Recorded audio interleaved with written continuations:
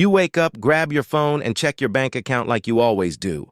Except this time, something feels different. There it is, $20,000. And for a second, you just stare at the screen. Because this number used to feel impossible.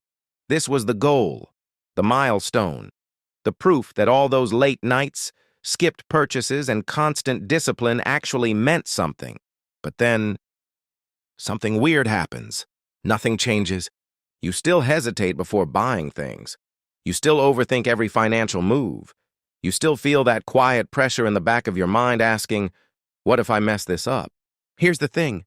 No one really talks about this part. Because we're told that once you save enough money, everything gets easier. That clarity just magically appears. That you'll finally feel in control. But instead, you feel stuck in a completely different way. Not because you don't have money, but because now you actually have to decide what to do with it. And that's where things start to get complicated. My name is Demas, and I spend way too much time thinking about money. If you're someone who feels stuck financially, make sure to hit the subscribe button and give this video a thumbs up if this helps you out. Look, this video is going to be a little different from what you usually hear, because most financial advice focuses on the beginning. How to save money, how to budget, how to cut expenses, and yeah, that stuff matters, it's important. But here's the problem. That advice stops being useful at a certain point. Once you've built up real savings, like $10,000, $15,000, or $20,000, the game changes. The rules are no longer as simple as spend less than you earn. Now, you're dealing with trade-offs. Should you invest? Should you hold cash? Should you eliminate debt completely? And suddenly, doing nothing feels safer than doing something wrong. This is where a lot of people get stuck, not because they lack discipline, but because they lack clarity. And in this video, we're going to fix that. Here's what most people believe, that once you hit a certain number, 10K, 20K, maybe even 50K, things will finally start to feel stable. Like you've figured it out. Like money will stop being something you constantly worry about. Look, that sounds nice. But it's not how it actually works. Because more money doesn't automatically give you clarity. It just gives you more options. And more options. That usually leads to more overthinking, not less. Here's what most people don't realize. Financial stress doesn't disappear when your bank account grows. It just changes form. Before, the question was simple. How do I survive this month? Now the question becomes, what's the smartest move I can make, and what if I get it wrong? Now you might be thinking, isn't having options a good thing? Yes, but only if you know how to evaluate them. Because without a clear framework, every choice starts to feel risky. And when everything feels risky, doing nothing starts to feel like the safest option. And that's exactly where people get stuck. This is what I call the 20K decision plateau. It's that strange phase where you're no longer struggling to save, but you're not confident enough to deploy your money either. Look, when you were broke, your decisions were automatic. You didn't have to think much. You paid your bills, avoided unnecessary spending, and just tried to stay afloat. There was no strategy, just survival. But now you've got options. You could invest in the stock market. You could pay off your debt. You could keep stacking cash. You could even start a small business or upgrade your lifestyle a little. And here's the problem. Every single one of those choices sounds reasonable. There's no obvious wrong move, but there's also no clear right move either. So what happens? You hesitate, you delay, you keep telling yourself you'll figure it out later. This is where it gets really interesting, because the danger isn't making a bad decision. It's staying stuck in indecision for too long. So naturally, you go looking for answers. You hear things like, just invest as early as possible. Pay off all your debt first. Keep 6 months of expenses in cash. Diversify and you'll be fine. And look, none of that is wrong. But here's the thing. It's also not enough, because those are general rules, and you're now in a phase where general rules start to break down. Here's what most people don't realize. At this level, your decisions depend on variables that advice videos can't fully account for. Your risk tolerance, your income stability, your career trajectory, even your personality. Now you might be thinking, okay, but shouldn't I just follow the safest path? That sounds logical. But safe for one person can be completely wrong for another. Someone with stable income and low expenses can take more risk. Someone with unstable income might need more liquidity. This is where it gets really interesting, because you're no longer just following advice. You're building a strategy, and strategy requires context. So let's bring this back to something concrete. The numbers. Because at some point, you want this to feel logical, not just emotional. Let's say you have 20,000.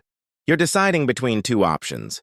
Option 1, pay off a credit card with an 18% interest rate. Option 2, invest that money in the market with an average return of around 8%. On paper, this looks simple. If you keep $10,000 in credit card debt at 18%, you're effectively losing about $1,800 a year. But if you invest $10,000 at 8%, you're gaining around $800 a year. So mathematically, paying off the debt gives you a better return. But here's where it gets interesting. What if your debt is only 5%? Now your cost is $500 a year, while your investment return could still be $800. Now investing seems like the better move. Now you might be thinking, okay, so I'll just follow whichever gives the higher return. And yes, that's a good starting point. But here's the problem. Real life isn't just math. Because your decisions don't happen on a spreadsheet. They happen in your head. This is where money stops being just numbers and starts becoming behavior. Because even if the math is clear, your brain doesn't always follow it. Here's what most people don't realize. Your financial decisions are heavily influenced by psychology, often without you noticing it. Take loss aversion. You feel the pain of losing money about twice as strongly as the pleasure of gaining it. So even if investing could earn you more in the long run, paying off debt feels safer because it removes a guaranteed loss. Then there's instant gratification. You worked hard to save that $20,000, and now your brain starts negotiating. I deserve to enjoy some of this. A small upgrade here, a reward there, and suddenly your progress starts leaking away. And finally, risk tolerance. Now, you might think you can handle volatility, but when your investments drop 20%, it feels very different in real life. This is where it gets really interesting. Your success isn't determined by the best strategy. It's determined by the strategy you can stick to without panicking. So here's the shift that almost no one talks about. Before you hit $20,000, your entire focus is on earning and saving.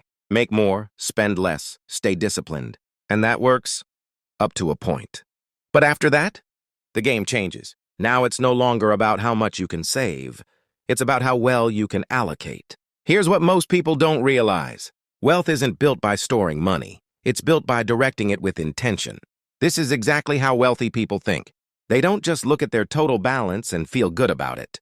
They break it down. Every dollar has a role. Some money is there to protect them, like an emergency fund. Some is there to grow through investments. Some is there to increase future income, like learning new skills. Look, if all your money is sitting in one place, doing nothing, it's not a strategy, it's hesitation. This is where it gets really interesting, because once you start assigning purpose to your money, you stop asking, what should I do?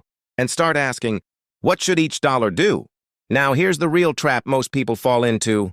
They understand everything we just talked about, but they still don't move. They keep researching, watching more videos, comparing strategies, waiting for the perfect decision. Look, that moment doesn't exist, because every option comes with trade-offs. And if you wait long enough trying to eliminate all risk, you end up creating a different kind of risk, doing nothing. Here's what most people don't realize. While you're sitting on that $20,000, inflation is quietly working against you.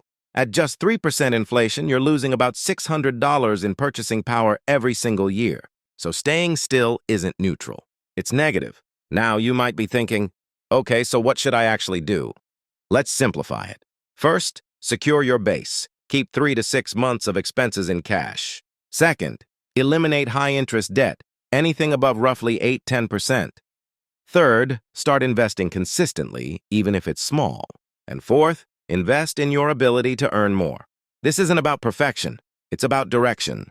So let's bring this all together. $20,000 is not the finish line. It's not even the point where things get easy. It's the point where things start to require clarity. Look, up to this point, your progress was driven by discipline.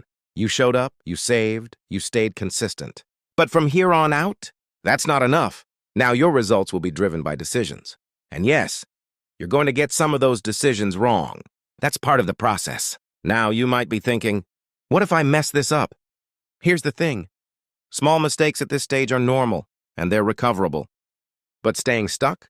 That's the real risk, because time is the one variable you don't get back. So instead of trying to make the perfect move, focus on making a clear move. Start assigning purpose to your money. Start thinking long-term. Start acting with intention.